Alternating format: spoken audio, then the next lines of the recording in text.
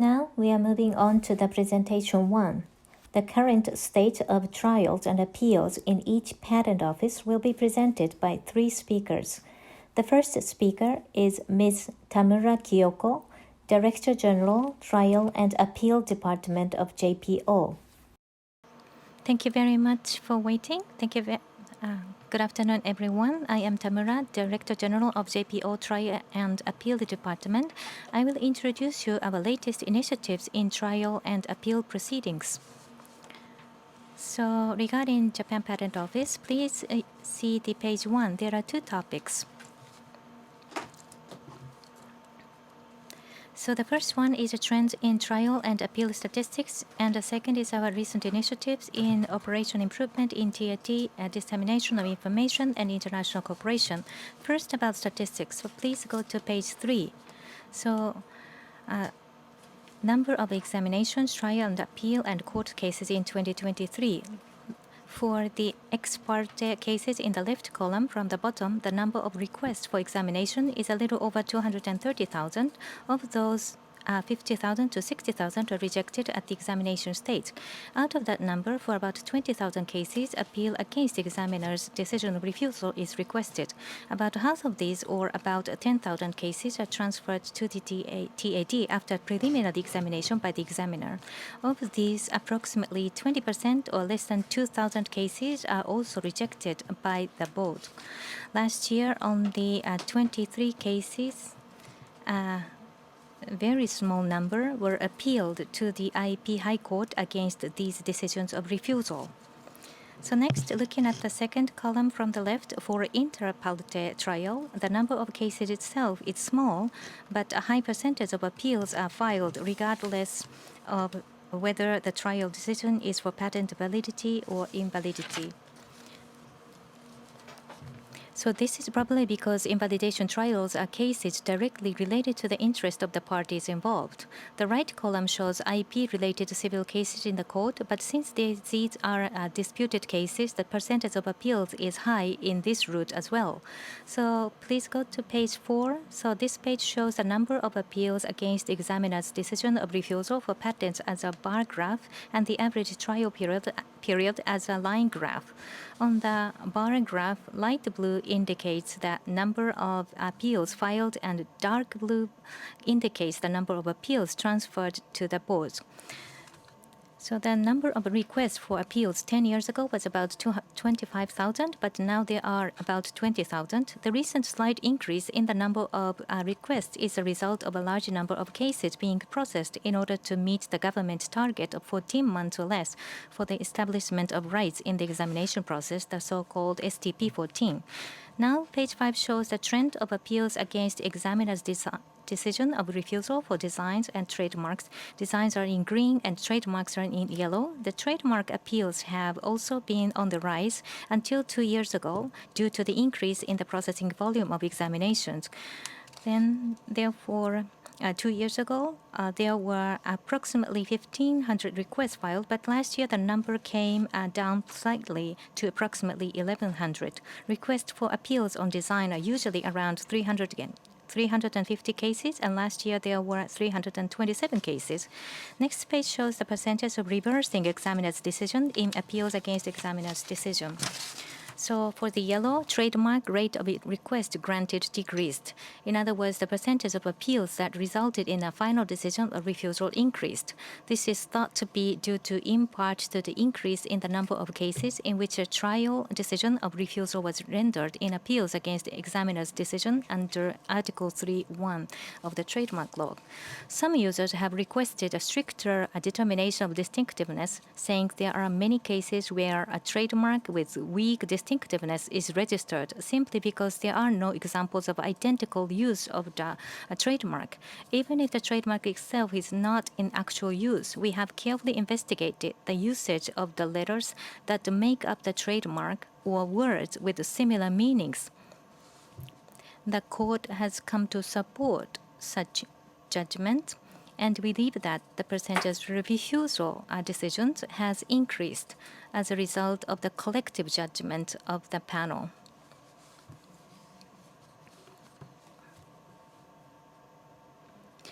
If the trend of decisions is not consistent, it is difficult to gain the understanding of users. Thus, TAD is also working to ensure the quality of trial decisions not limited to trademarks.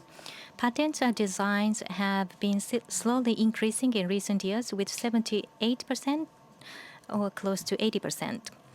And then since cases that proceed to trial are those in which the demandant truly seeks to obtain rights, there are cases in which a proposed amendment is submitted after reading the preliminary report, and there are also cases in which a response or interview is requested at the trial stage, and the proposed amendment is presented after communicating with the panel leading to the grant of rights.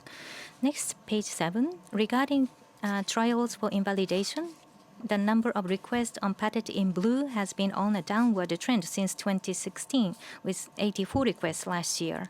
The start of the patent opposition system in 2015 contributed to the decrease in the number of cases. On the other hand, there has been almost no change in the number of requests for invalidation trials for designs in green and trademarks in yellow. The average pendency is around 14 months for patents and 12 months for designs and trademarks. Next, page 8 shows the result of patent invalidation trials. The percentage of trials granted, meaning invalidation decision, has remained unchanged in recent years, as shown in the line graph, and it was 13% last year. So, although it seems that many patents were judged to be valid, in reality, the dark green bars in the bar graph showed cases that were withdrawn, and the light blue bars show cases that were judged valid with correction. So the number of cases judged valid without correction was 38%. Next, page 9. As you see on the blue bar graph, the number of patent oppositions has been increasing in recent years, with 1411 cases last year. However, the average pendency was kept at 7.8 months. As for trademarks, due to the large number of requests filed in 2021 and 2022, the average pendency of last year was extended to 9.4 months. But since the number of requests settled down last year, we expect that the average pendency will be shortened this year. Next, page 10. This is the result of opposition to a granted patent. As you can see in the blue and light blue areas, the percentage of decisions with rights being eventually maintained is high. But on the other hand, the light blue area, which is half of the total, is the area where the right is maintained with correction, and the scope of the right was reduced. Combining with the green, patent revoked, 62.1% of all patents that were opposed were corrected or revoked as a result of the opposition, and the scope of the patent was reduced to an appropriate level or revoked. Therefore, it can be understood that the role of the opposition system of correcting defective rights has been fulfilled to a certain extent. Page 11 shows the number of oppositions by section. The number of oppositions is high in Section C for chemistry, Section A for food and cosmetics, and Section B with laminates categorized in it. Page 12 shows trends in requests for hante or advisory opinion. The number of requests for hante under the 4 laws has been around 40 in recent years, but last year there were slightly more, with over 60 requests. In particular, last year, trademarks in yellow increased for hante. Next page shows the trends in revocation actions against trial and appeal decisions. The bar graph shows the total of all 4 for both ex parte and inter parte. Overall, the number of revocation actions against appeal decision is in a downward trend. However, last year, the yellow trademark ex parte cases saw a significant increase of revocation actions. In addition, in blue, patent and green design also had a slight increase. As a result, the overall number of ex parte revocation actions increased from 2022. The increase in the number of revocation actions for trademark can be attributed to the decrease in the rate of reversing examiners' decisions of refusal, as you can see on page 6. From page 14, we'll introduce recent operation improvements in trial and appeal, information dissemination, and international collaboration efforts. Please see page 15. In fact, the TAD is still divided into two office buildings. Last year in May, the relocation from the Tranomon Tower was completed with Patent and Utility Model Division already consolidated into JPO headquarters, but the Design and Trademark Division and the Litigation Division are still in the METI and Annex building. However, early next year, the headquarters one JPO will be realized where all the trial and appeal organizations are gathered in the headquarters. This one JPO was made possible by promoting telework, hot desking, and the paperless office. This page 16, regarding the teleworking. The JPO began teleworking on a trial basis in 2013, full implementation in 2018, and expansion during the COVID-19 period, and the teleworking is now firmly established. To enhance the telework environment, the JPO has introduced the use of online meeting and the telework support system that enabled examination and trial examination even during telework, and the trial division currently conducts telework on average twice a week. Next page is about hot desking system. Since there are a certain number of members who telework, the area for each department is roughly assigned, but a seat for each individual member is not fixed. Therefore, each member reserves his or her own seat using an app at least one day in advance so that they can work in a reserved seat when they come to the office. So this approach has been very effective in terms of the use of space. Next page, for teleworking, taking documents home increases the risk of information security. So we are promoting further paperless working proceedings in consideration of reducing the security risk and saving paper resources for the global environment. So we are further enhancing the paperless system. And then large monitors have been installed in each conference room, and it has become common practice to look at electronic documents on the monitors during consultation. Next, page 19. As you know, beginning in October 2021, we are conducting online oral proceedings. So in this page, you see that all the participants are participating online, and some people are attending in person, and others can participate online. And also, it is also possible for people related to parties to watch the video streaming in real time when certain conditions are met.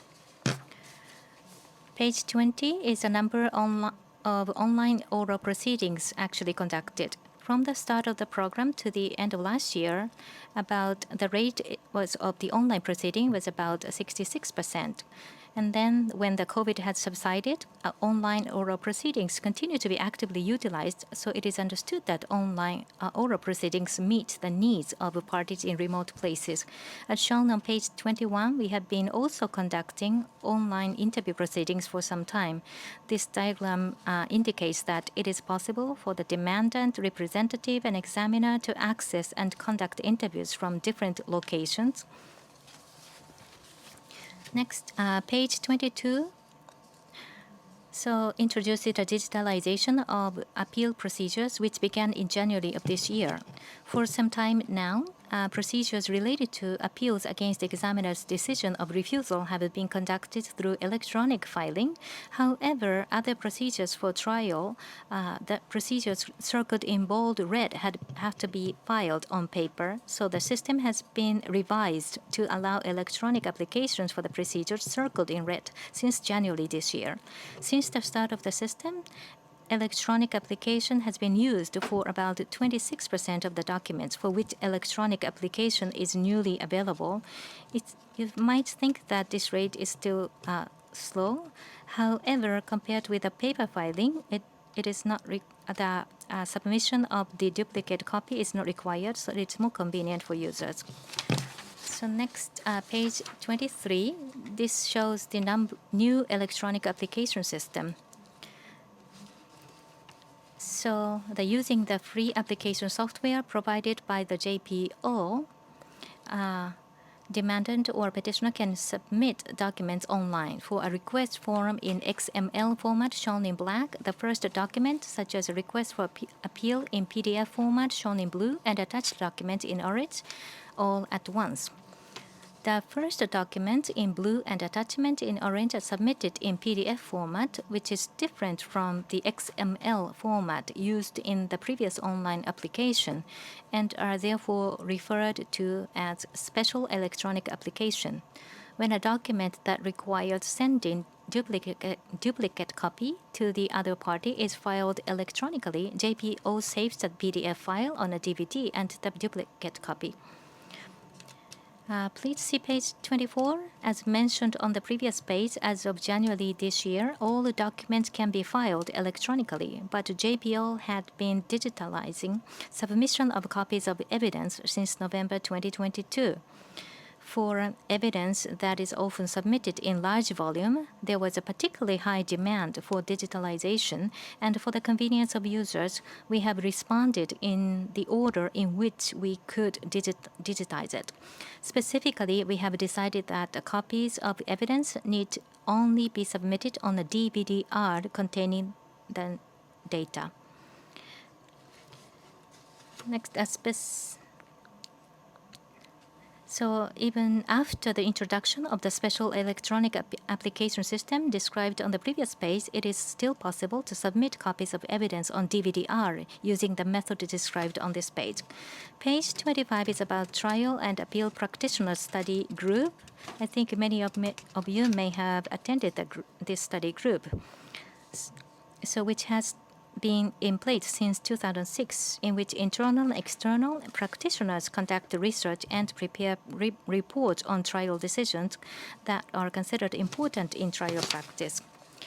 In 2023, we decided on the individual themes for a total of 6 fields and conducted studies based on multiple trial decisions. They are also held this year in the same manner. The report and its abstract are available on the JPO website. In particular, English translations of the abstracts are also available, so please take a look if you're interested. Page 26, we introduced our internal corporations. On the left side, USPTO's picture. On the right side, it is a picture in South Korea. In the TAD, we have been exchanging opinions with various overseas IP patent offices to promote mutual understanding and development of each other's systems and operations. During the COVID situation, online system was mainly used, but recently we have been holding face-to-face meetings. Page 27, we introduced this symposium, JSIP, launched in 2017. It is held annually in Tokyo, co-hosted by the JPO, the Court, and the Ministry of Justice. The participating countries are invited alternately from Europe, the US, and Asia. Last year, we had participants from China, South Korea, Vietnam, Singapore, and Thailand. And this year, we have guests from the US and the EPO. And we are having the same 3 guests as 2 years ago. Chief Judge Bolik, Dr. Beckedel from EPO, and Vice Chief Judge Tierney joining us again. The JSIP is a valuable opportunity for users to learn about the systems and practices of each office. Thank you very much. 田村審判部長、ありがとうございました。